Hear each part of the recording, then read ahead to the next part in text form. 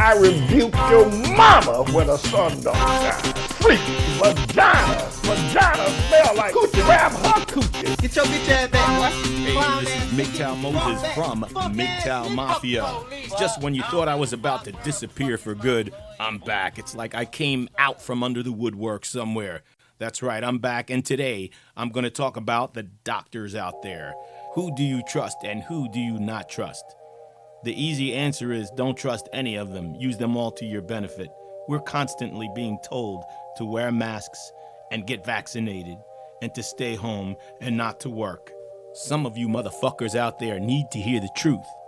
And the truth might hurt you, but it's only going to hurt you when you're in denial.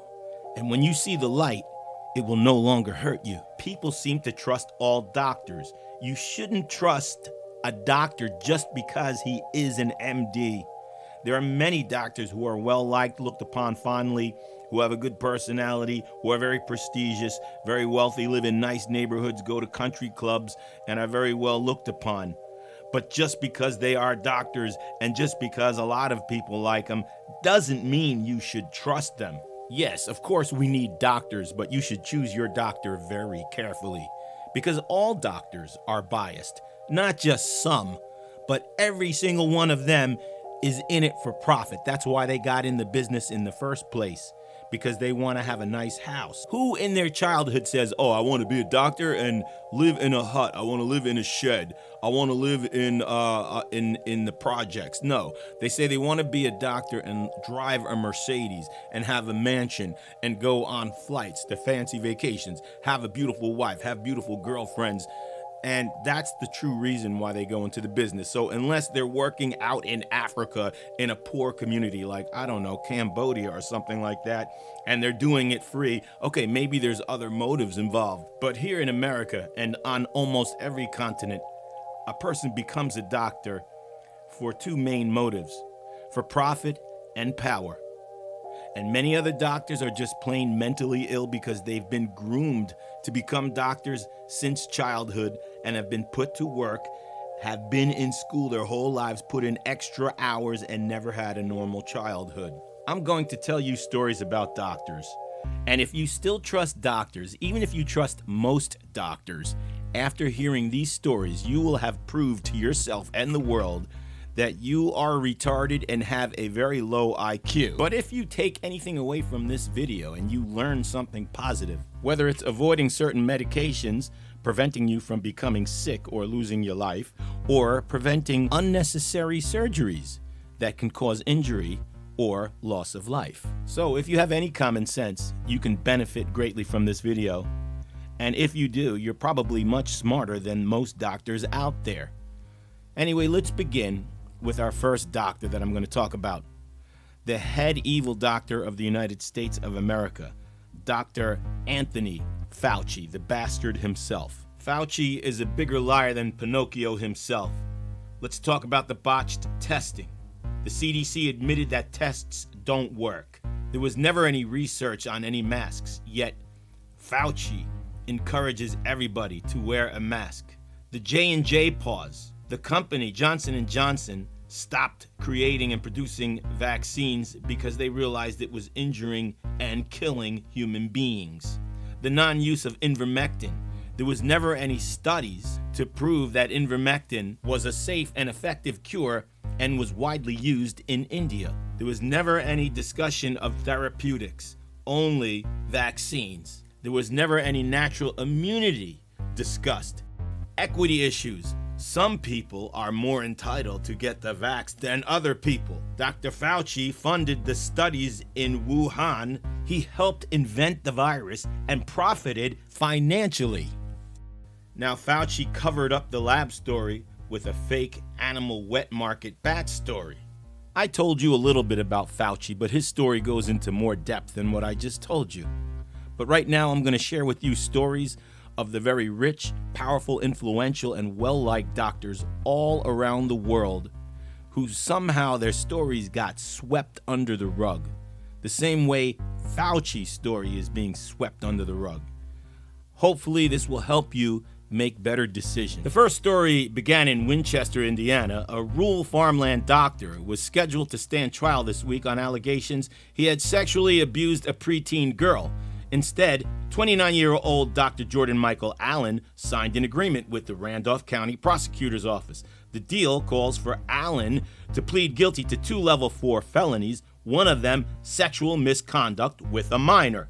Under the terms of the agreement, Randolph Circuit Court Judge J. Toney could impose executed sentences of up to 6 years for each conviction, and Allen's total prison term could not exceed 12 years. A hearing at which Allen would enter the guilty plea and would be sentenced should Toney accept the plea bargain. It has not yet been scheduled. Next, oral surgeon accused of sex abuse of patients he put under anesthesia. In Wilmington, North Carolina, an oral surgeon in North Carolina is accused of sexually abusing at least 4 patients between the ages of 17 and 21 while they were under anesthesia. Citing a Wilmington police statement, news outlets report 55-year-old Michael Hussell was arrested Thursday on 3 counts of sexual battery and 1 count of second-degree forcible sexual offense. Dr. Hussell works in Wilmington Oral Surgery. Police say he's accused of sexually abusing his patients between 2017 and the present. Another doctor surgeon who probably had so much money he was able to keep his name out of the news, he got caught for molesting sleep-induced patients. He sexually assaulted a total of 13 female patients over the past year. It said the doctor injected psychotropic drugs into the patients with pain in their neck, shoulders, and back to put them into a state of sleep before treatment. While his victims were asleep, he is suspected of touching sensitive parts of the patients and performed abnormal acts to fulfill his sexual desires. Police said, given the fact that he has been treating patients this way since December 2003, when he opened his clinic, it is likely that there are more victims of sexual molestation. In 2010 alone, a total of 156 female patients were given anesthesia by the orthopedist for treatment. Of the 13 patients who were found to have been sexually abused, only 7 decided to press charges against the doctor. Among others, a 55-year-old woman with severe back pain was given a psychotropic drug by the orthopedist for interventional muscle and soft tissue stimulation therapy on July 29. The drug is injected to relieve patients of pain during the IMS, but also deprives patients of memory during the procedure. When she fell asleep, he put his hand inside her pants and touched her sensitive part. One of his female patients became suspicious of his abnormal behavior and concealed a small camcorder inside her bag to record what took place during the sleep-induced treatment. It caught the doctor sexually assaulting her when he was alone without the assisting nurse. Police said the patient started having doubts as she recovered consciousness before the treatment ended. The doctor made a mistake by administering the same dose of the drug to all patients. To take full effect, the amount of the drug should have been adjusted in accordance with the patient's age and other conditions. By the way, I read you that from the KoreanTimes.co. Next, let's talk about a female surgeon who cares more about social media than she does about her patients. Dr. Nicole E. Williams ruffled a lot of feathers by sharing photos and info about the surgery she performed on January 13th. She boasted about removing 22 fibroids from a patient who's a member of another sorority, Alpha Kappa Alpha. The photo showed the fibroids on the table next to Dr. Williams, who was making the Delta hand signal to rep her sorority. That day also happened to be the Founders Day for Delta Sigma Theta, whoopee-doo. So the good doc thought she'd be able to show some pride, but it totally backfired as she faced swift online backlash. Dr. Williams has now deleted the original post and backtracked, saying, "A terrible decision was made. I equivocally and prayerfully apologize for any hurt I may have caused." A lot of the outrage came from folks who felt she was violating a patient's privacy simply to promote her sorority. She did provide a history lesson in the original post, pointing out the 22 members who founded the DST in 1913 had broken off from Alpha Kappa Alpha Sorority. Both organizations are part of the 9 widely known historically black fraternities and sororities. And when it comes to repping yours, it's fair to say it's a serious matter. Dr. Williams sure thinks so, within reason. Now let's talk about Dr. Michael Swango. He was a student at the Southern Illinois University School of Medicine, SIU. In the early 1980s, he took a special interest in dying patients. He hovered over their bedsides, studied their charts, and asked questions about what kind of pain they were in and how they were bearing it, writes author Bruce Sackman. But Swango's interest was less medical than the type Hannibal Lecter might display. According to the book Behind the Murder Curtain, Special Agent Bruce Sackman hunts doctors and nurses who kill our veterans. By Sackman, Michael Vecchione, and Jerry Schmetterer, out of September 18th, the Hill Press, Post-Hill Press. Associated Press, while he was considered a brilliant student with the potential of being a great doctor, no one got the impression he was searching for ways to help those desperate patients. Sackman writes of the doctor who would later be sentenced to 3 life terms without the possibility of parole for murdering his patients.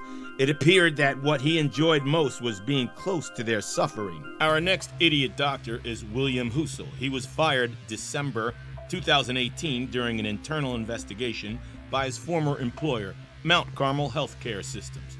In June, Hussell was indicted on 25 counts of murder. He is pleaded not guilty. That little story was paraphrased from a CNN article. Next, a camera caught a doctor molesting her during a consultation. Dr. James Dias was arrested in Gretna, Louisiana, on 2 felony counts of sexual battery and 1 misdemeanor count of simple battery. A Louisiana doctor was allegedly caught fondling a patient's breasts and genitals during a consultation after the patient, who suspected the physician had previously been sexually inappropriate, secretly set up a camera to record him. Multiple news outlets report. On Thursday, Dr. James Dias was arrested on 2 felony counts of sexual battery and 1 misdemeanor count of simple battery, according to the New Orleans Advocate and the New Orleans Times-Picayune. Dias, 57, was booked into Jefferson Parish Correctional Center on a $20,000 $500 bond, local TV station WGNO reports. Police in Gretna, where Dias has an office, were made aware of the alleged sexual abuse when the 35-year-old woman showed them a video she secretly recorded of her consultation with the doctor, the Advocate and Times-Picayune report. The patient told police she filmed her consultation because she felt Dias had allegedly made sexual advances during a previous visit. According to the Times-Picayune, the woman said she believed Dias had also touched her inappropriately at the exam, the Advocate reports. The next Dr. MD that I'm about to discuss is probably the second most frequent serial killer of all time. It happened in England, West Yorkshire, and later on just outside Manchester. The doctor intentionally killed over 200 patients. They actually say over 250. They said he was a nice man, a family doctor in a small community, a pillar of the community. His patients adored him. He visited patients' homes, and when he left, they were perhaps no longer breathing. Dr. Shipman was a prolific serial killer. Dr. Harold Shipman was a trusted doctor by his patients until they started showing up dead. What motivated this doctor to commit such horrific crimes? Why did he receive the nickname Dr. Death, aka Angel of Death? Dr. Shipman forged opioid prescriptions similar to heroin, and Dr. Shipman made up ailments that never existed. He murdered for people's inheritances, left in wills, and if there was no money in it, he would simply kill for the thrill of it. In 1998, the local undertakers noticed lots of bodies coming from the good doctor. Most of the bodies were found with clothes on, in chairs slumped up in the same sitting upright position. The doctor lied about everything and bullied police, bragging about his superior intellect.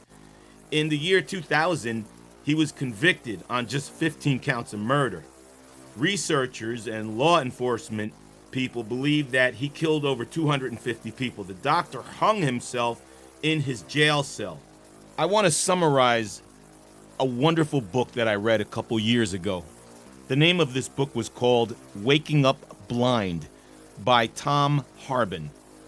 It was about a very evil doctor and chairman of the board at Emory Hospital in Georgia, Dr. Dwight Cavanaugh. He was an ophthalmology surgeon and the chairman of the hospital, and he blinded numerous patients, 8, which proved it in court. But the true number is much higher. He committed crimes that stemmed from performing too many operations, which sounds innocent, but when you perform dozens and dozens of operations in one day, you're bound to screw up on people. But he kept doing it because he wanted to raise money to pay for a building across the street with his name on it. So this greedy bastard one day operated on a patient's wrong eye. Instead of operating on the bad eye, he operated on the good eye, leaving the patient blind, never to see again. He billed patients inappropriately, meaning he billed patients for procedures that were never needed or for procedures that were never done. So he fired doctors under him if they asked too many questions, exposing his butchering. Whistleblowers were threatened. Departments and witnesses were bribed with promotions to look the other way. Leadership told the people complaining to leave the doctor alone. He was bringing in too much money. Different committees were pointing fingers at each other. Many doctors who depended on the grants just pussyfooted around the evidence and helped to cover up for Dr. Dwight Cavanaugh. The doctor lied. He denied it. He was caught forging documents. He actually covered documents up with crossouts. Dr. Dwight Cavanaugh ordered his staff to cross out high eye pressure levels. Everyone was afraid not to cross out the evidence because the chairman, who was the surgeon, had the power to fire them. He also used the best cornea tissue from the young 16-year-old cadavers for the wealthy patients, and he used the older 95-year-old donors' corneas for the poor and minority patients. It happened again at Emory Hospital in Georgia with the chairman of psychiatry. He took the money from drug companies, about $1 million, but he did not disclose it to the university. He gave talks about how wonderful the medicine was. Emory asked him to leave, but guess what happened to that next doctor? He got hired at the University of Miami to be their department chairman of psychology. Don't forget the lowest IQ fuckhead Dr. MD of all time. He made himself famous during World War II, and his name was Dr. Joseph Mengele. He is mainly remembered for his actions at the Auschwitz concentration camp, where he performed deadly experiments on prisoners. He was a member of the team of doctors who selected victims to be killed in the gas chambers, and was one of the doctors who administered the gas. His medical procedures showed no consideration for the victim's health, safety, physical, and emotional suffering. He was particularly interested in identical twins, people with heterochromia iridium, those are eyes of two different colors, dwarfs, and people with physical abnormalities. A grant was provided by the Deutsche, I'm not going to even pronounce that word, it's a German research foundation, at the request of von Verscher, who received regular reports and shipments of specimens from Dr. Mengele. The grant was used to build a pathology library attached to a crematorium at Auschwitz-Birkenau. Miklos Nyisly, a Hungarian Jewish pathologist who arrived in Auschwitz on May 29, 1944, performed dissections and prepared specimens for shipment in this laboratory. The twin research was in part intended to prove the supremacy of heredity over the environment and thus strengthen the Nazi premise of the genetic superiority of the Aryan race. Nyesly and others reported that the twin studies may also have been motivated by an intention to increase the reproduction rate of the German race by improving the chances of racially desirable people having twins. Mengele's research subjects were better fed and housed than other prisoners, and temporarily spared from execution in the gas chambers. His research subjects lived in their own barracks, and they were provided with a marginally better quality of food and somewhat improved living conditions than the other areas of the camp. When visiting his young subjects, he introduced himself as Uncle Mengele and offered them sweets, while at the same time being personally responsible for the deaths of an unknown number of victims who he killed via lethal injection, shootings, beatings, and his deadly experiments. In his 1986 book, Lifton describes Mengele as sadistic, lacking empathy, and extremely anti-Semitic, believing the Jews should be eliminated as the inferior and dangerous race. Rolf Mengele, his son, later claimed that his father had shown no remorse for his wartime activities.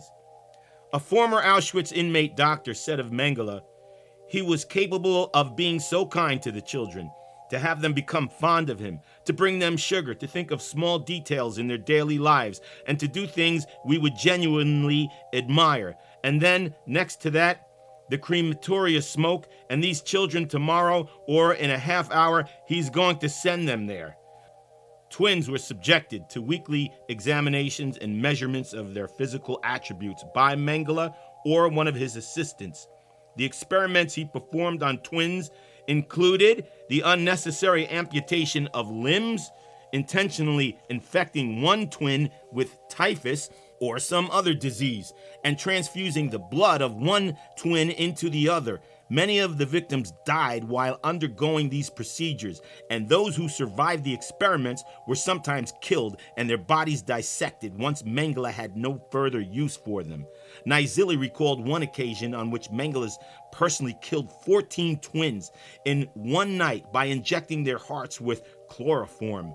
If one twin died from disease, he would kill the other twin to allow comparative post-mortem reports to be produced for research purposes. Mengele's eye experiments included attempts to change eye color by injecting chemicals into the eyes of living subjects. And he killed people with heterochromatic eyes so that the eyes could be removed and sent to Berlin for study. His experiments on dwarfs and people with physical abnormalities included taking physical measurements, drawing blood, extracting healthy teeth, and treatment with unnecessary drugs and x-rays. Many of his victims were dispatched to the gas chambers after about 2 weeks, and their skeletons were sent to Berlin for further analysis. Mengele sought out pregnant women on whom he would perform experiments before sending them to the gas chambers. Alex Deckel, a survivor, reports witnessing Mengele performing vivisection without anesthesia, removing hearts and stomachs of the victims. Yitzhak Gannon, another survivor, reported in 2009 how Mengele removed his kidney without anesthesia. He was forced to return to work without painkillers. Witness Vera Alexander described how Mengele sewed 2 Romani twins together back to back in a crude attempt to create conjoined twins. Both children died of gangrene after several days of suffering. Well, that was my list of MDs, doctors, the people that most everyone trusts. But unfortunately, there's many more doctors that could fill up telephone books, and we don't have time to discuss them right now. There's so many more immoral doctors out there, it's crazy. It just seems like too many people have trusted doctors throughout history. We tend to confuse the education systems with morality. Our public schools constantly send out wrong messages, approved by the government. I have videos about that for your future viewing, by the way. Do you really trust doctors 100%? Do you even trust them mostly? Somehow after this video, I doubt it. Dr. Fauci and his crony doctors told you that the COVID-19 would be over after about a simple 2-week quarantine. But to no avail, it came back. And then he told us, take your vaccination shot. All you have to do is take this vaccination and you won't have to worry about contracting COVID-19. So people took the first shot. It didn't work. And then he said, take a second shot. They said, okay, but it didn't work. And then he said, take a third shot. People said, well, Okay, I guess, but then it didn't work. And then he told them to take the booster, but that didn't work. So then Fauci told everybody not to wear a mask because it's useless. But then he changed his mind. And then he kept playing it like a broken record. Wear a mask, wear a mask. In Disney World, they kept playing over the speakers. Don't forget to wear your mask. Don't forget to wear your mask. The workers said, put your mask up over your nose or we'll throw you out. You go in the shopping stores and they say, wear a mask. If you don't wear your mask, we'll throw you out. You're not allowed in without a mask. It's for all our safety. That reminds me of when I went to Disneyland and the women who got paid $8.50 an hour were following women into the ladies' bathroom and telling them that they better wear a mask when they were really just getting their perversion on, weren't they? When the ambulances were running around the clock picking up COVID-19 patients, they were making extra money for those ambulances, maybe about $9,000. When the hospitals received those patients, they were making $30,000 for each ventilator they were on. When the doctors encouraged, supported, and told you to take those vaccinations, they were getting extra money as well. I don't know the amount. But if you learned anything from this video, I hope you will have learned that doctors don't care about your safety. The only thing they care about are profits, power, and prestige. Well, you've been listening to MGTOW Moses from MGTOW Mafia. Don't forget to like and subscribe to all my videos. Thank you for watching this video, and I'm gonna say so long for now. Bye-bye now.